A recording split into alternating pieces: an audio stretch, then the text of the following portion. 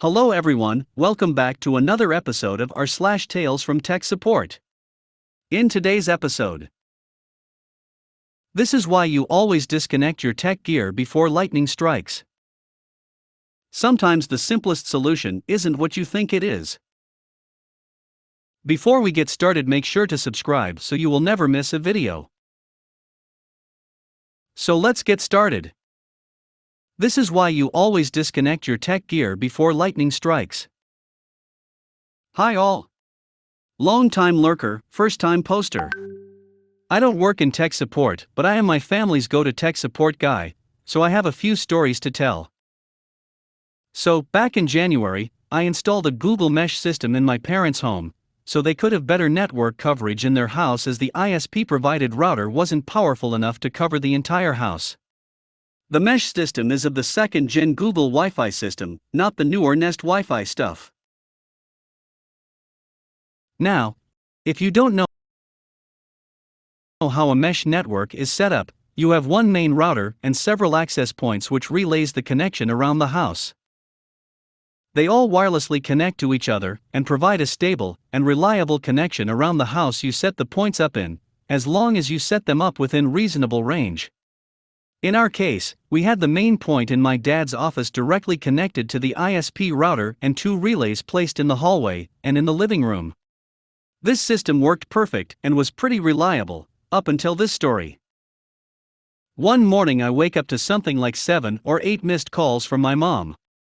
Apparently that morning, there had been a few powerful lightning strikes in the area where they live, and the power was all out for a while until my dad hooked up the power generator to the house.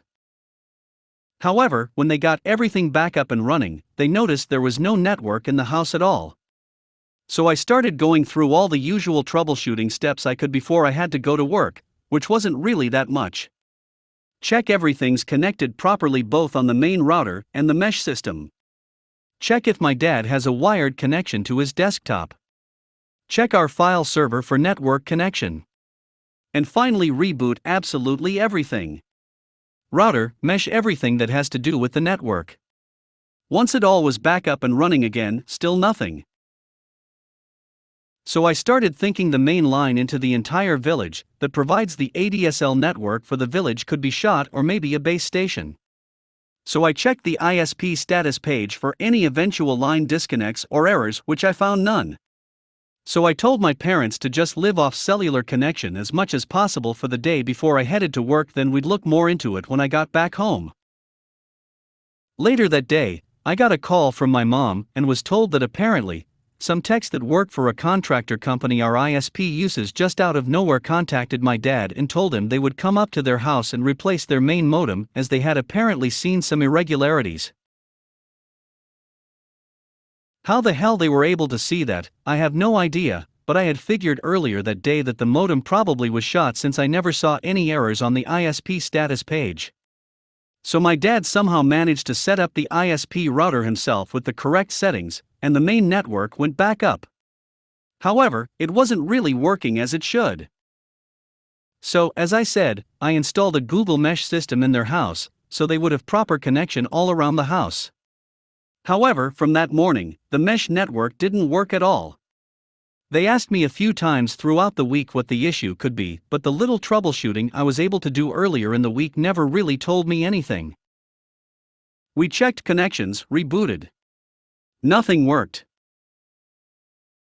For information, I live 5 hours away from my parents by car, and I don't have a car, so it wasn't really an option to get to their house and do the troubleshooting myself. So this all had to be done over the phone, which is hard enough when you work with IT competent people, but even harder when you talk with someone who doesn't really know much more than the basics to operate their computer and smartphone on a day-to-day basis. So this morning, we went haywire on getting the mesh network back up and running, as well as figuring out what in the F***ck actually brought it down in the first place. The first thing we did was the usual textbook stuff. Reboot, check connections. All that simple stuff. After all that was done, and we still were stuck with the same result, it hit me. Every router has some sort of status LED that lights up in all kinds of colors to indicate the status of the router. In the case of these Google Wi-Fi points, it's the following: white for everything's okay, blinking blue for both working and ready for setup, solid blue for factory reset in progress, blinking orange for no connection, blinking red for when something's wrong with the router. This hit me way too late, so out of nowhere, I pulled up the Google support page that shows what the colors mean before I ask my dad what color is the front LED on the router. To my unexpected surprise, I get back it's blinking orange. At this point, I just smashed my head in the desk and immediately had an idea of what the issue could be. So I immediately told my dad to go downstairs and grab one of the 2 mesh points I had put there and bring it upstairs. After 5 minutes, we had a new point upstairs in my dad's office connected and powering on. Wouldn't you guess it got a connection right away. It also was 10x quicker at starting up. This immediately confirmed my suspicion. What had happened was the lightning that fried our main router also managed to fry parts of the motherboard in the Google Wi-Fi point that was directly connected to the router with a cable. Therefore, the Ethernet in port was fried and the router didn't receive any network signal in. So what we had to do was reset the entire mesh network, set up one of the other routers as the main router and the 2 others as relays again in the same positions, and voila, it all was up and running again. Now, even though we got it all back up and running, I have set up a warranty case with Google to see if we can get this replaced. But until then, the partially dead point serves as the hallway mesh point. So moral of the story: if you know there's gonna be any sort of lightning in your area, please make sure to disconnect any network equipment that is critical and could be killed easily if lightning strikes. Sometimes the simplest solution isn't what you think it is. I work as support for a school with interactive whiteboards connected to a Windows 10 host in every classroom. Some of the boards are old, about a decade I think, and the newest one was bought earlier this year. They're terribly expensive, so it's simply not possible to buy new boards to keep them all at the same spec. Now the boards work well for the most part, but from time to time I need to recalibrate, reinstall a driver, or perform the good old-fashioned turn it off and on again. Today a teacher called me into her classroom complaining that the board wasn't responding and that her mouse was going crazy. Now, as a general rule, the first thing I do when I get a ticket from a teacher is to make sure it isn't a user error, and though this teacher is older and less tech-savvy, the board was definitely behaving strangely. I went thought the troubleshooting steps, trying the simplest solution first. Is it powered? Yes. Is it communicating with the PC? Yes, most of the boards have an LED to show this. Okay, let's power cycle, still no joy. I figured then it might be a driver issue. When I got to the PC, I saw that again teacher wasn't overreacting. The mouse cursor was bouncing around in the corner like the mouse had been placed on a glass table. So now, before I could reload the drivers for the board, I had to get the mouse working. Trying again the simplest and easiest solution first, I reseated the USB plug. No change.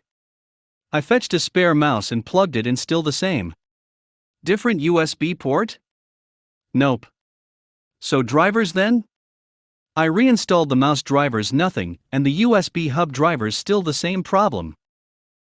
It was then that I decided to turn to faithful Uncle Google, though I was fairly certain I'd need to replace the PC and have a decent look at this one.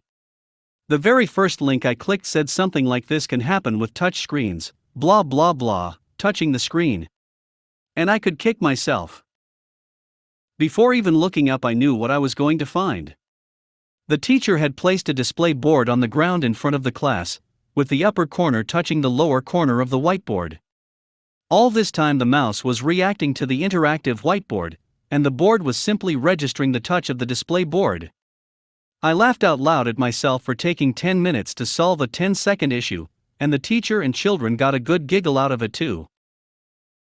At least now I know what the actual simplest solution is when diagnosing a whiteboard and mouse issue.